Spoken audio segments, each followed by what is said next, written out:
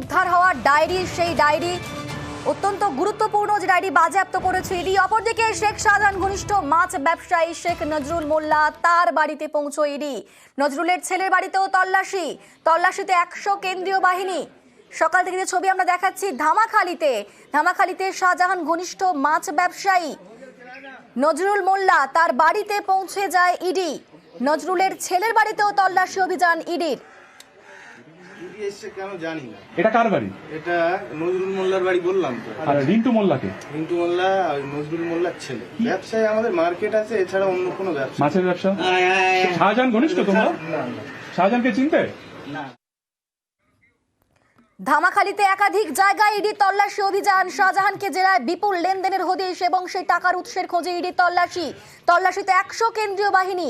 বাড়ির চারপাশ ছাড়াও নজরদারি চলে, নদীর ধারেও কেন্দ্রীয় বাহিনী সেই নজরদারি চালায় এবং শাহজাহানের যে বিপুল টাকার উৎস, সেই টাকার উৎসের খোঁজেই ইডির এই তল্লাশি অভিযান।